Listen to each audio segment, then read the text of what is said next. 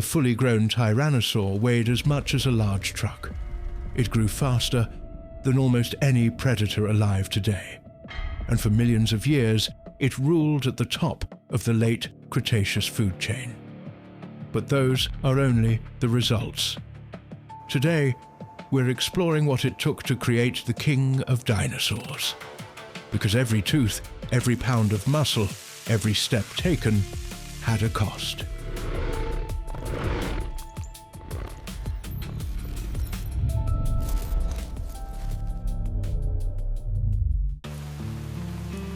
Every Tyrannosaurus rex began life inside an egg. When compared to the gigantic predator it would eventually become, that egg was surprisingly small. A hatchling tyrannosaur may have weighed little more than a house cat. Small enough to fit comfortably in your arms, small enough to disappear beneath the footsteps of the giants that shared its world. At this stage, the amount of meat required would have seemed almost ordinary. But that wouldn't last for long. Over the next several years, young tyrannosaurs entered one of the most remarkable growth periods ever discovered in a land predator. As their bodies grew, so did their appetite. Bone, muscle, organs, everything required energy. Scientists estimate that tyrannosaurs gained mass at extraordinary rates, transforming from small hatchlings into powerful hunters in only a fraction of their lifespan. To support that growth, food became a constant requirement. A missed meal was more than an inconvenience. It was lost energy, lost growth, lost opportunity, and every day the demands became larger. A hatchling required only a small amount of food to survive. A juvenile required far more.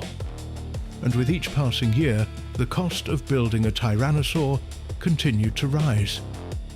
Museum specimens revealed the scale of that transformation. What began as a small, lightly built animal eventually developed into one of the most powerful predators Earth has ever produced. The difference is almost difficult to believe. But growth on this scale creates a problem, because no predator exists on food alone. Every kilogram of meat must come from somewhere, and every meal depends on something larger. So if a growing tyrannosaur required this much energy, where did all of it come from? The answer begins with plants. Long before a Tyrannosaurus ever took its first step, sunlight was already flowing through the ecosystem. Conifers, ferns, cycads, vast forests stretched across the late Cretaceous landscape, capturing energy and storing it within leaves, stems and roots. Those plants fed the herbivores. Great herds of hadrosaurs moved across floodplains and forests. Ceratopsians browsed among the vegetation. Some grew to enormous size, transforming plant matter into muscle, bone, and flesh. In turn, those herbivores fed the predators. This is how a food chain works. Energy moves upward through the ecosystem, passing from one level to the next. Plants support herbivores. Herbivores support predators. And at the very top stood Tyrannosaurus rex. But there is a cost to every step. Each transfer loses energy. A forest can support many herbivores. A herd can support a few predators. And an ecosystem may only support a handful of apex hunters. This is why large predators are rare. The larger the predator becomes, the more life beneath it is required to keep it alive. A single tyrannosaur depended upon thousands of animals, and those animals depended upon entire forests. The further we follow the chain, the larger the system becomes. What appears to be a single predator is actually the product of an entire ecosystem working beneath it. By adulthood, a Tyrannosaurus required vast amounts of food. Food that could only be obtained from some of the largest animals in its environment. But availability alone was not enough, because finding food and capturing it are very different challenges. So if Tyrannosaurus had access to all of this energy, how did it actually obtain it? By adulthood, Tyrannosaurus rex required enormous amounts of food. But locating that food was only the beginning. To survive at the top of the food chain, a predator first needs to find its prey. And Tyrannosaurus was equipped with some remarkable tools for the task. Its eyes faced forward, providing strong binocular vision and excellent depth perception. The ability to judge distance accurately may have been critical when tracking prey through forests and floodplains, but vision was only part of the equation. The skull contained large regions dedicated to processing smell, suggesting that Tyrannosaurus possessed an exceptionally powerful sense of scent. A predator capable of detecting carcasses, rivals, or prey across vast distances would hold a significant advantage. Its hearing may have been equally impressive. Low-frequency sounds can travel enormous distances through natural environments, allowing animals to communicate or detect activity beyond the limits of sight. Together, these senses helped Tyrannosaurus understand the world around it long before an attack ever began. But finding prey is one thing, capturing it is another. The skull of Tyrannosaurus rex remains one of the most extraordinary structures ever produced by evolution. Built from massive bones and reinforced throughout, it was designed to withstand forces far beyond those seen in most predators. Its teeth were not razor blades, they were crushing tools, thick, powerful, and capable of penetrating bone. Scientists estimate that Tyrannosaurus possessed one of the strongest bite forces ever recorded in a land animal, a force capable of splintering bone and accessing nutrients that many predators simply could not reach. Yet all of that power still needed to be delivered. Despite its immense size, Tyrannosaurus was far from stationary. Strong legs carried several tons of muscle across its territory with remarkable efficiency. Every step represented energy invested in the search for food. Every hunt carried risk. Every injury carried consequences. Because even the most powerful predator on Earth could not survive without success.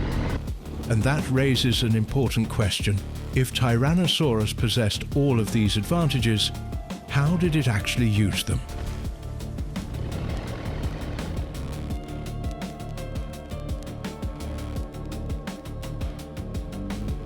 Having the tools to hunt does not guarantee success. Every day, a Tyrannosaurus faced the same challenge as every predator before it, finding enough food to survive. And survival came at a cost. A fully grown tyrannosaur weighed several tons. Moving a body of that size required enormous amounts of energy. Every step burned calories. Every kilometer traveled demanded fuel. And every hunt carried risk. Large herbivores were not defenseless. Triceratops carried powerful horns capable of inflicting serious injury. Ankylosaurs possessed armored bodies and tails built like clubs. Even a successful attack could leave a predator wounded. For an animal that depended on hunting to survive, injuries could become a serious problem. This is one reason many scientists believe Tyrannosaurus was likely opportunistic. If a carcass was available, there was little reason to ignore it. Scavenging required far less energy than pursuing dangerous prey across the landscape. But scavenging alone was unlikely to support an animal of this size. Sooner or later, food had to be found. And that often meant traveling great distances. Evidence suggests that large tyrannosaurs occupied extensive territories, moving through forests, floodplains, and river systems in search of opportunities. Some journeys may have lasted days, others even longer, because food was never guaranteed. Apex predators exist at the very edge of abundance. Too little prey, and the ecosystem can no longer support them. Too many predators, and competition increases. Every tyrannosaur lived within the limits of what its environment could provide, and those limits were expensive. A growing juvenile needed food to build its body. An adult needed food simply to maintain it.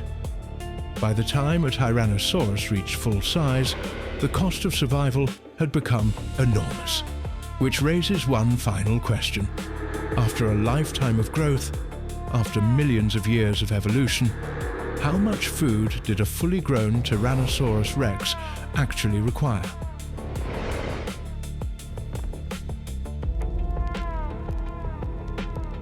To answer that final question, the reserve uses a simple model. Not a perfect number, not a menu, a scale, because a Tyrannosaurus did not eat like a person. It ate according to size, opportunity, and survival. A hatchling was the smallest version of the animal this world would ever see. At only a few pounds, its daily requirement may have been measured in ounces, not hundreds of pounds. In reserve terms, that is roughly 1/4 pound to 2/3 pound of meat per day. Less than a single large steak. Its bite was not yet the weapon of an adult. The skull was light. The jaws were small. The teeth were built for soft food and small prey, not crushing power. At this stage, feeding is delicate.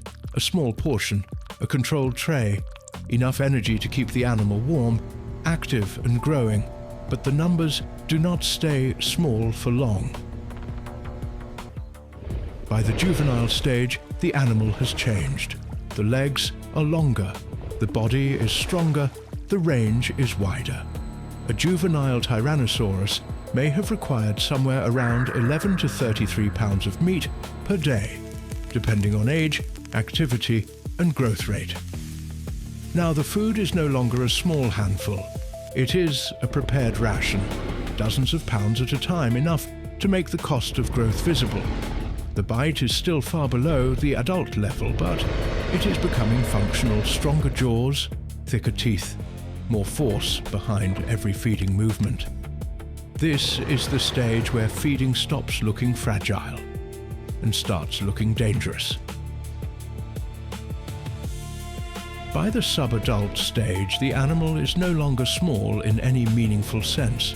It may already weigh several tons, but it has not yet reached the full mass of an adult. A reserve estimate for this stage may fall between 55 and 150 pounds of meat per day. At this point, the feeding event becomes an operation. The platform is larger, the portions are heavier. The distance between keeper and animal matters more. The skull is deepening, the jaws are strengthening, the bite is moving towards the adult condition. Not yet maximum power, but already far beyond what most animals could survive. And then comes adulthood. A fully grown Tyrannosaurus rex was an animal carrying several tons of muscle, bone, organs and skin across the landscape. Even cautious energy estimates place its daily cost in the tens of thousands of calories. But in the real world, food is not delivered as pure energy. It comes as meat, water, fat, bone, tissue, and large predators do not always eat on schedule. Some days bring nothing. Other days bring abundance. For an adult Tyrannosaurus, the reserve model uses a broad daily equivalent of roughly 110 to 330 pounds of meat. But a single feeding opportunity could be far larger. 660 pounds, 1,100 pounds, possibly more. A gorge meal was not a daily requirement. It was a survival strategy. Eat when food is available. Store what the body can. Endure the days when the landscape gives nothing back. This is where the adult skull becomes essential. The bite force of Tyrannosaurus rex has been estimated at tens of thousands of newtons. In American terms, that means roughly 8,000 to 13,000 pounds of force at the back teeth. Enough force to compare with several small cars pressing down through the jaws. The bite was not simply for cutting, it was for claiming energy. Energy locked inside large bodies. Energy protected by thick hide, muscle and bone. Inside the zoo, feeding an adult is treated with the same respect as moving heavy machinery. The meat is lifted by crane. The platform is cleared. The barriers are checked. The animal enters only when the system is ready. Because this is not just feeding, it is the final cost of building the king of dinosaurs. And when we compare that cost to hundreds of steaks, it is not meant as an exact daily plate. It is a way of seeing the scale, the visible weight of an animal that lived between feast and famine, between long hunger and overwhelming abundance. But even with all of this, the truth remains careful. No one can know the exact number. Every pound of muscle we saw today was built on a foundation of herbivores, plants, and sunlight. The T-Rex wasn't just a predator. It was the final result of an entire ecosystem. Thank you for visiting the Real Dinosaur Zoo. We hope you enjoyed your stay, that you saw something unforgettable. Please travel safely, and until your next expedition, farewell for now.